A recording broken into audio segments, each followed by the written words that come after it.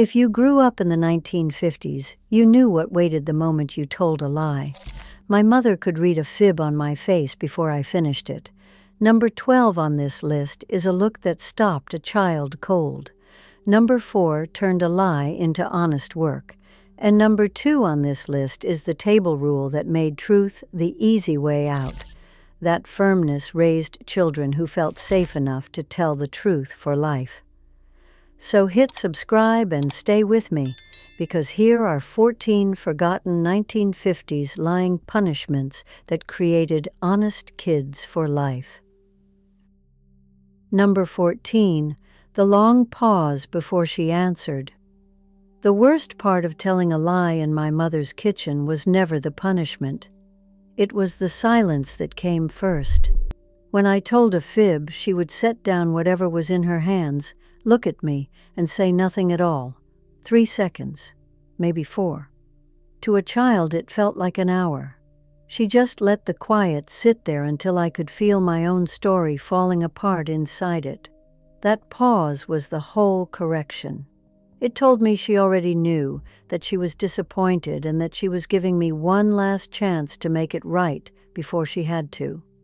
Most of the time I cracked before she ever spoke. I would say, all right, it was me. Mothers all over the country used that same trick at kitchen tables, and they used it because it worked. A lie needs noise and rush to survive. Silence starves it. Sometimes the loudest thing in the room is a mother who says nothing. Number 13, telling it to your father when he got home. Some punishments were not punishments at all. They were just time. When I lied during the day, my mother often did not deal with it on the spot. She would say 4 words that turned my stomach to ice. "We will tell your father." Then she would send me back to play, and the whole afternoon became its own sentence. I had hours to sit with what I had done before he ever walked through the door. I could not eat. I could not lose myself in a game. Every time the clock in the hall chimed, my heart sank a little lower, because it meant his car was that much closer to the drive. By the time the headlights finally swung across the kitchen window, I had rehearsed my confession 100 times in my head. Fathers in the 1950s were often the final word in the home, the one whose disappointment landed heaviest, and mothers knew that waiting did more work than any quick swat ever could. The dread was the teacher. When he finally sat me down and asked what had happened, I usually told the whole truth before he finished the question, because carrying it all afternoon had worn me down to honesty. There was no soap, no corner, no raised voice. Just a long, slow wait that taught me a lie buys you nothing but an afternoon of your own fear. And here is the lesson that stuck. The next time I was tempted to fib, I remembered that afternoon and chose the truth before noon, because honesty at noon was so much lighter than a lie carried all the way to supper. Number 12, the look that stopped a child cold. This was the one I warned you about at the start, the expression that could freeze a fib on your lips before you finished saying it. My mother had a way of lowering her chin and lifting one eyebrow that said she had heard every story a child could ever invent and had stopped believing them years ago. I have seen that exact look on grandmothers across this whole country, passed down kitchen to kitchen like a family recipe. It was not anger. Anger you can argue with. This was certainty. It said, "I know, and you know I know. So think very hard about your next words." The look did something no spanking ever could. It handed the choice back to me. I could keep lying into a face that already saw clean through me, or I could come clean and keep a little of my dignity.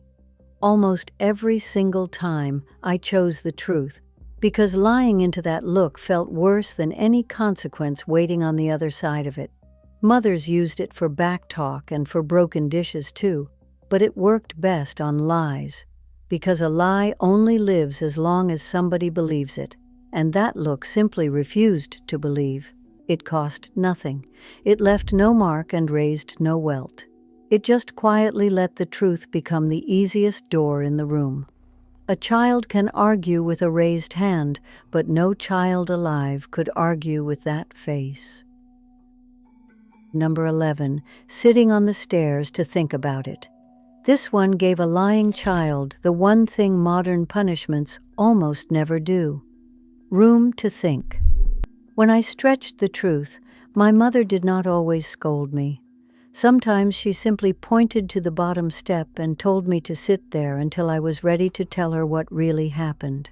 No toys, no talking, no supper conversation drifting in from the kitchen to keep me company. Just me, the stairs, and my own conscience. 5 minutes felt like forever to a small child with a guilty story to untangle. The genius of it was how plain and boring it was. With nothing at all to distract me, the lie I had been protecting started to feel heavier and sillier by the minute, until guarding it was more work than just letting it go. Eventually I would call out from the steps that I was ready, and out would come the real story, the whole thing. She never had to drag it from me or raise her voice to get it. The quiet did all the work for her. By the time I finally stood up off that step, I had usually decided on my own, in my own head, that honesty was simpler than whatever I had been so busy guarding. That is the part that lasted. The truth felt like my idea. A bored child alone with a guilty conscience will talk every single time. Number 10. The cherry tree story read out loud.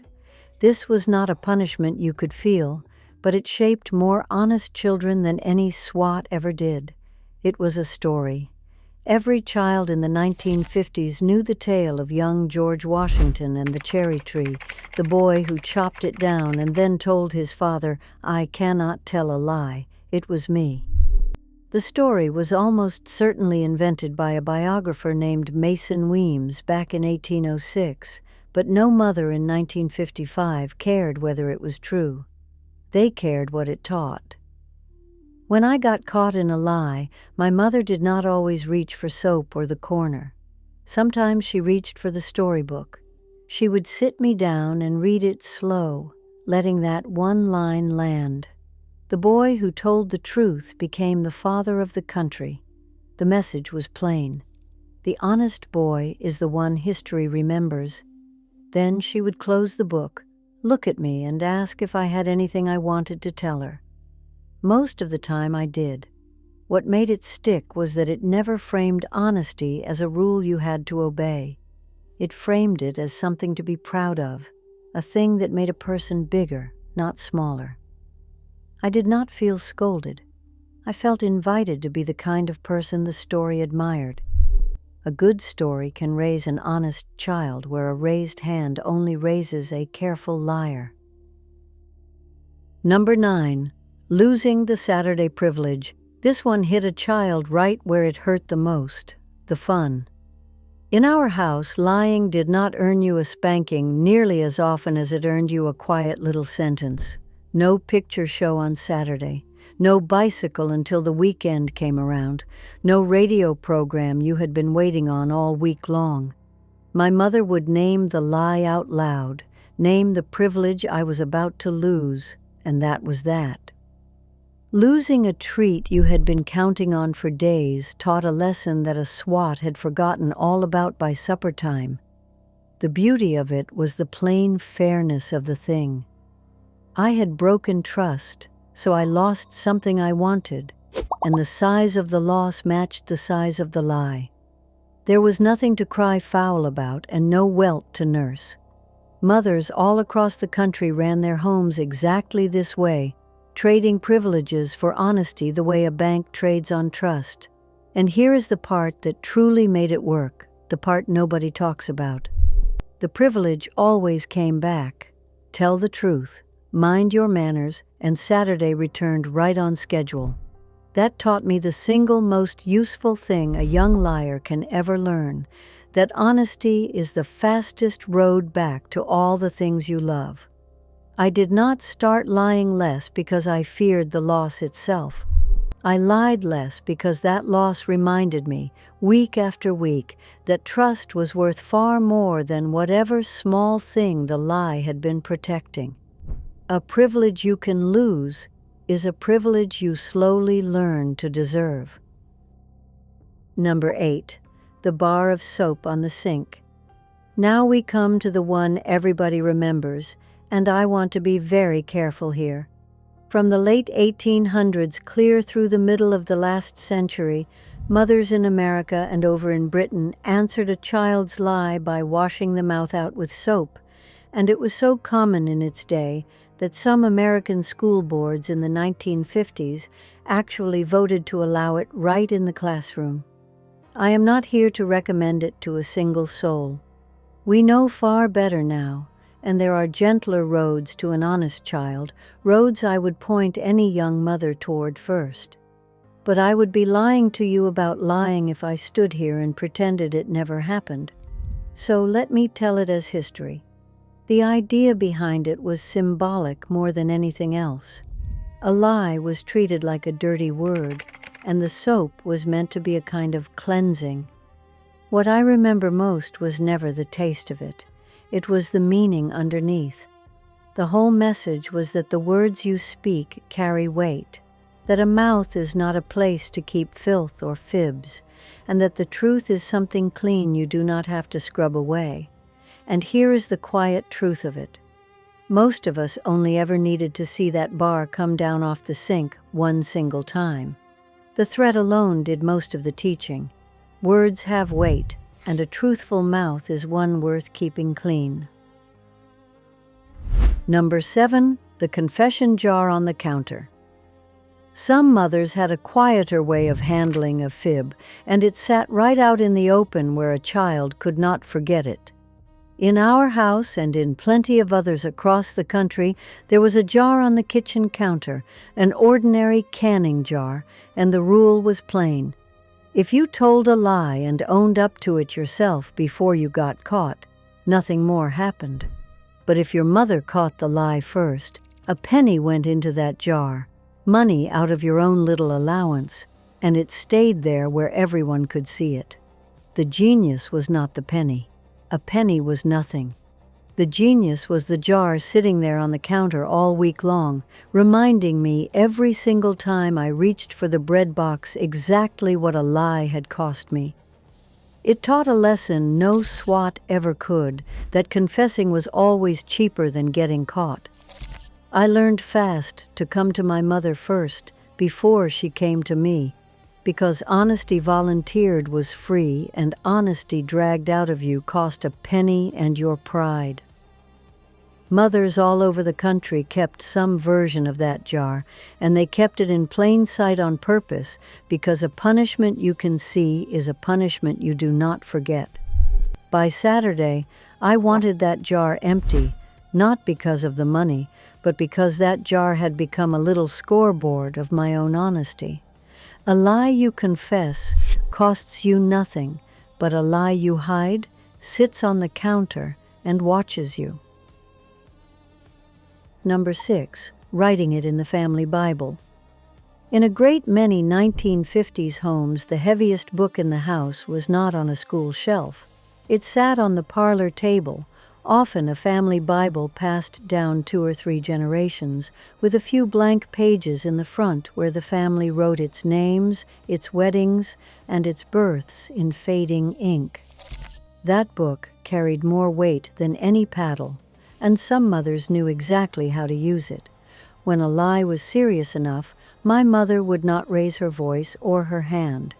She would open that Bible, set it on the table in front of me, and have me lay my own small hand flat on the page while I told her the truth of what had really happened.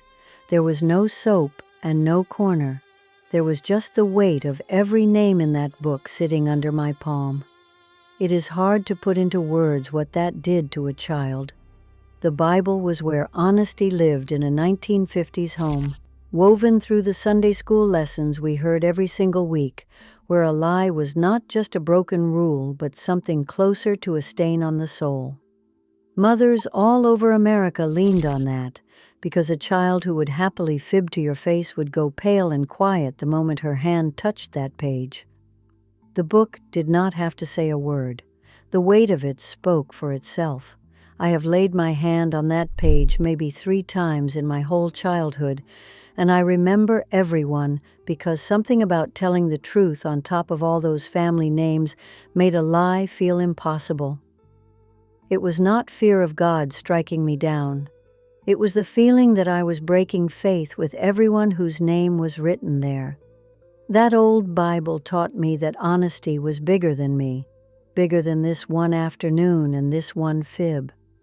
A lie whispered to a mother is easy, but a truth spoken with your hand on the family Bible is a thing you never forget. Number 5, looking her in the eye when you said sorry. A mumbled apology never counted for anything in my mother's kitchen. When I had told a lie and the truth finally came out, the punishment was not the end of it. The making right was. She would take me by the shoulders, turn me to face her square, and tell me to look her in the eye and say it plain. No staring at my shoes, no words trailing off into the floor. I had to hold her gaze and say what I had done and that I was sorry for it, clear enough for both of us to hear. That was harder than any swat, and it was meant to be. It is easy to mutter sorry to your sneakers. It is a different thing entirely to look the person you lied to right in the face and own it out loud. Mothers across the country drilled this into their children because they understood that an apology with no eye contact is just noise meant to end the trouble fast. The eye contact made it real. It made me feel the weight of what the lie had done to the person standing in front of me, not just the rule I had broken. And here is what it built over the years. A child who learns to look you in the eye and tell the hard truth grows into an adult who can do the same. That skill never left me. An apology you can say to someone's face is the only kind that ever truly mended anything. Number 4, working the lie off with your own 2 hands. This is the one I told you turns a lie into honest work, and it was maybe the fairest punishment of them all. In our house, a lie did not just earn you a scolding, it earned you a job. If I broke something and lied about it, I did not get a spanking. I got a bucket and a rag and the task of setting it right, or extra chores stacked on until the trust I had broken felt paid back in full. Modern folks have a fine word for it now. They call it making amends or restitution, letting a child correct the wrong with real work instead of just tears. But mothers in the 1950s were doing exactly that long before anyone gave it a name. The work was never cruel, and it was never about pain. It was about repair. There is something honest about a sore pair of hands.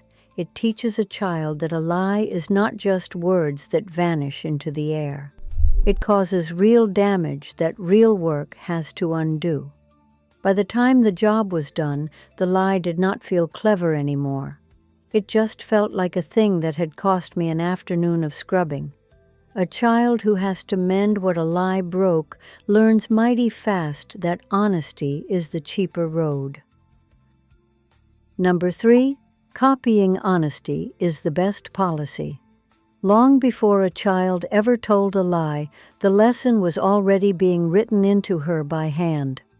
In the McGuffey readers that schooled American children for more than 100 years and lingered on plenty of 1950s shelves, the rule was stamped out plain as day. Honesty is the best policy.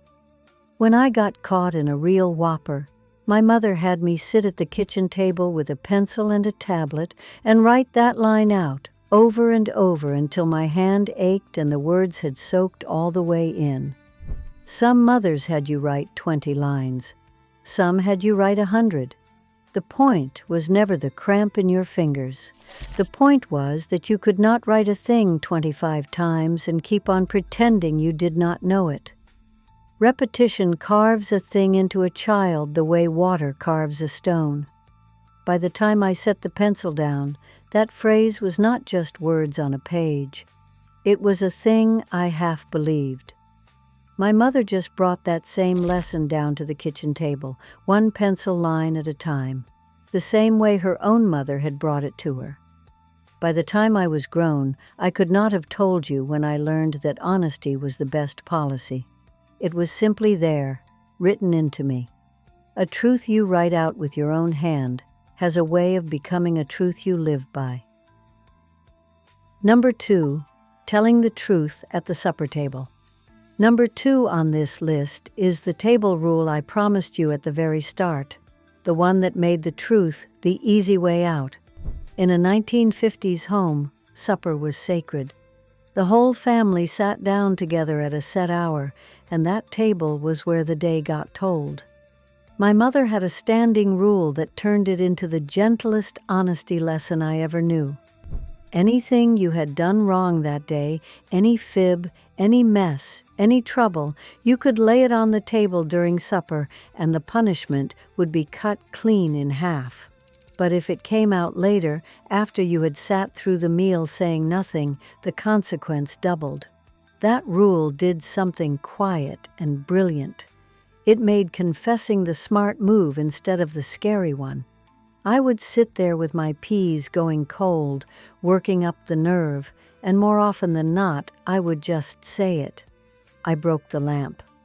I did not really go to Susan's. The truth came out because the truth was rewarded. Mothers all over the country built honesty right into the rhythm of the family meal, because a child who learns to tell the truth over supper grows into one who tells it everywhere. And it worked because it was never a trap. The door to honesty was held wide open every single evening, half price for anyone brave enough to walk through it.